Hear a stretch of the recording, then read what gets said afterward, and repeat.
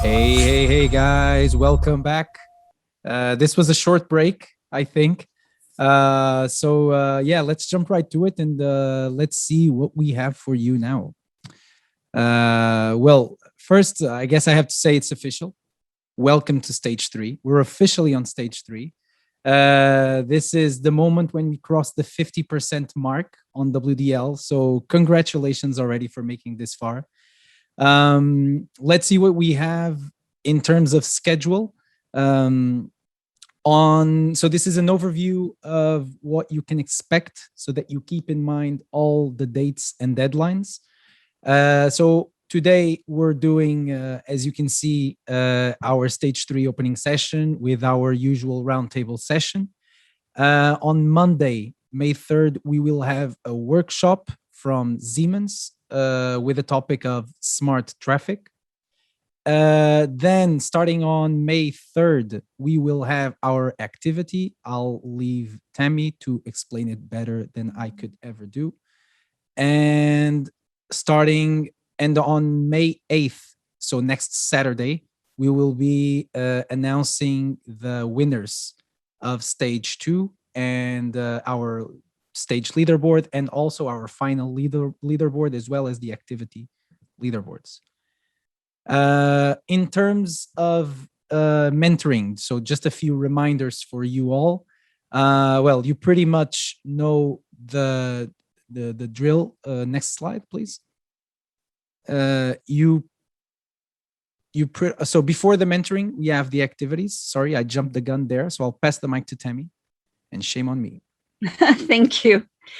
So we're going to change up the activities on this stage. You all were expecting a puzzle challenge, and we've come to realize that it's probably a bit more time intensive than you have time for right now. Your focus should obviously be on the main challenges. So we're changing it up a bit, and we're doing what we're calling the if game. So a lot of you will be familiar with the format of this. It's basically, you've probably played it before, where you say something like, if you were an animal, what kind of animal would you be and why? And so we're going to do the same sort of thing, except add in some data science, like technology questions in there, and just kind of have a lot of fun with it. Some things you should know is that the questions will be posted random. We're going to do this all in Discord. You all seem to really enjoy the engagement in Discord, so we're going back to Discord. And so we're going to do very random postings of questions. So it could be any day, anytime. So you'll just have to keep an eye in the activities channel on Discord. We're looking at the fact that we are a global community, so you never know when those questions are going to pop up. And there's 5 ways for you to earn points. First, by answering the question, you'll automatically earn points there. If you're the first team to answer a question, that will get you points. If you are the most creative in your answer, more points there. And also for the most unique presentation. We will have some bonus challenges that will be additional points there, so keep an eye out for those. And so for the overall rules, we'll post those on Discord tomorrow. But for the most part, keep an eye out. You never know when they're going to pop up, and we're going to make this a fun, just kind of chill, relaxed game. And back to you, Miko. And now, yes, it's my turn. So mentoring, you pretty much know the drill by now already, so I won't spend too much time. You can reach out to mentors on Discord using the WDL mentoring channel. And this is if you're looking for just general mentoring. If you want to book slots for one-on-one sessions, that's also available, although slots are limited. So if you want to book a slot, you can contact directly the mentors. That's the best way to do it. So just send a PM to the person that you want to talk to, and they're available there. What else do we have? We have a few announcements to make. So these are things that you already know. Some of them are new, but we just wanted to refresh. So recorded sessions. Number 1 is about recorded sessions. These will only be made available when the weekly newsletter is sent. So as you know, you receive a weekly newsletter on Wednesdays. And that's the moment where you also have access to the recorded sessions. Second point is kind of a new rule that we put in place following up some teams that had to forfeit WDL. So if this new rule goes like, if we have two teams that want to forfeit, we will open an exception and we will allow them to merge, but only if both teams want to forfeit and if all the other criteria still remain. So there's a lot of limitations to this rule, and everything was explained on Discord. So if you're in this situation, please read what was shared by Maggie, and then reach out to us if you're in this situation. And lastly, following up on your team checkpoint forms, and that's why they are so important. We had some teams asking for access to the score per evaluation criteria. We talked about it and we agreed that it makes complete sense. So we are implementing this feature on the submission platform. Once it's there, we will announce it on Discord, which should be this next week. And you will have access to your score per evaluation criteria. So you'll be able to see how much you got in the technical skills, how much you got in the soft skills, so that you can improve there. And lastly, just some tips and tricks.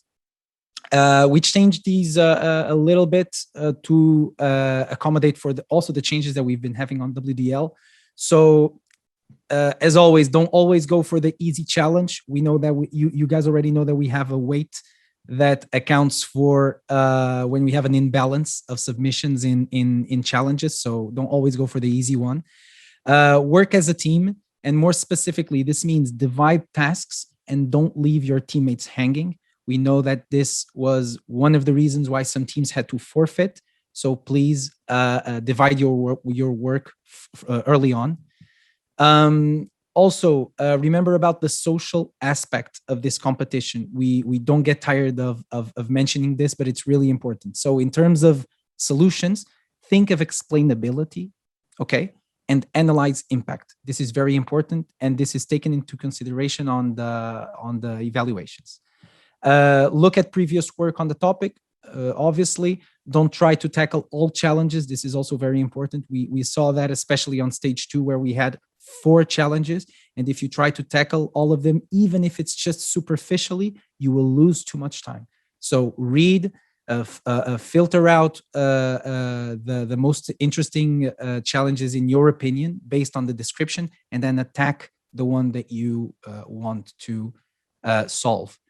As always, first create a basic solution. So we're not looking at just the best model. Start with an MVP. Have fun and meet new people, as always, and don't submit last minute. And congratulations for not doing that for this stage.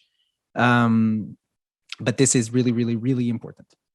And now, the moment that we've been waiting for, all of us, it's the announcement of the stage 3 topic. So we can roll the video and see what we have.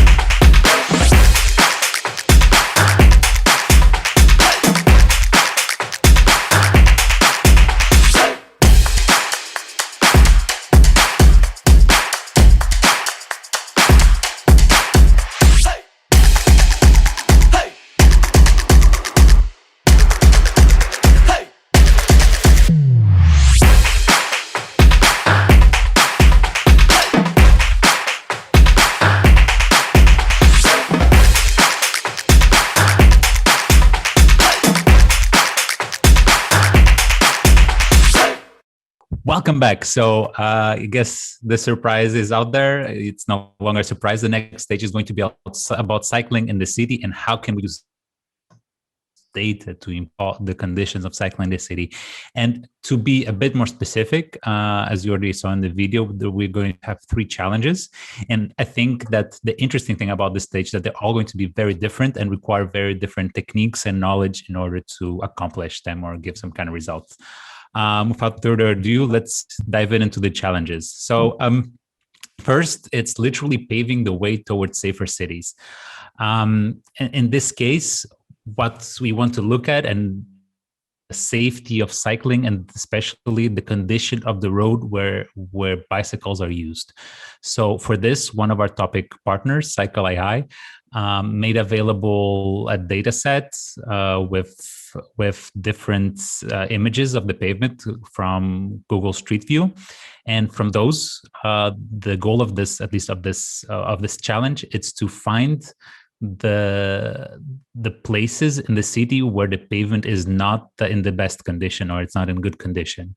And then from there, create a high resolution map of Lisbon with the embedded pavement quality. So basically where you could see which part of the cities have good pavement, which are not.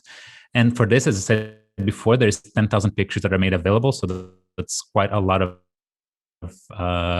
and also we do have a labeled data set with quality of pavement, but for that you will be able to check in a bit in the submission platform how to get it and where to get it. If of course you have any questions, we will have some team members of Cycle AI on Discord to answer them. Then the next challenge, and for shared bicycles. So this one is from Medellin in Colombia. Basically, they have many biking stations around the city. And the goal of this one, it's to predict the usage and basically forecast what is going to be the usage of bicycles, where there are going to be no bicycles, where maybe the stations are going to be full, and then station of bicycles between those stations. Because I don't live in a city or not where you do have this kind of shared bike system, but what happens a lot of times is that you just have these trucks that need to carry bikes from full stations to empty stations to make sure that there is always enough bicycles to take, or there are enough free spots to park those bicycles. The interesting thing, I mean, in the beginning, this might seem just a simple time series problem, but the interesting thing here is that, I don't know if you've ever been to Medellin, but there's a lot of differences in altitudes throughout the whole city. So this makes it more interesting because I can already imagine that people would prefer to take the bike down, but not up. So I think that this is also going to be something very, very interesting. And then finally, and as a third challenge, and again, as I said, there are going to be 3 really different challenges. It's a challenge from Shift U, which basically focuses on finding the missing links or closing existing cycling networks. So if you look at the cities that are currently adapting cycling and starting to create networks, some of them might not really do it in a smart way. So they build maybe one cycling route there, another one here, another one there, and they do not think about the network and if it's actually going to be useful for the user. So the goal of this one, of this challenge, is to look at all these routes that are around that are around one city, and then see where could we build more segments, where could we connect other segments together so that it would be useful for the citizens. So basically, this is more of I would say even more of a prescriptive challenge rather than predictive. And the interesting thing here is that you could think about this kind of making a ranked list of the best segments to implement according to their costs/benefit. There's going to be, again, more information on the challenge definition, and you will be able to look at just after we finish the roundtable. And I think that pretty much covers it. One more thing for this challenge, it's that this challenge, we do provide a data set for Lisbon, which basically has the cycling network, and also as the result of a survey which asks the population from where they travel and how do they travel. But there's other cities beside this data is available for. We made note of it in the in the challenge, but feel free to use data from any city. So this is completely up to you. And finally, just as one little tiny reminder, don't forget to follow us on Twitter, LinkedIn, use the hashtag. If you do use the hashtag, we can also reshare your things or follow them or like them, etc., etc. So feel free, and use Discord as your resource. You can ask there any questions either about the challenges. We will have the responsibles from the topic entities there, but also we will have mentors that Miguel already talked about. Use and abuse them. That's what they're for. And we're going to kick into the roundtable in just a short while. But before we do, just wanted to remind you that this roundtable, it's for you to get to know the challenge, the context, what are the current problems in the cities in terms of cycling, how can data be used to improve the cycling in the cities. And we have 3 guests, which I will present just in a tiny bit. But feel free to ask any questions. I will kick off with some questions. And then also, if you don't want to ask any questions, you can look at the questions I already asked and upvote the ones that you find more interesting. And I think for me, that's it. I will see you just in a couple of minutes after this very, very, very short commercial break.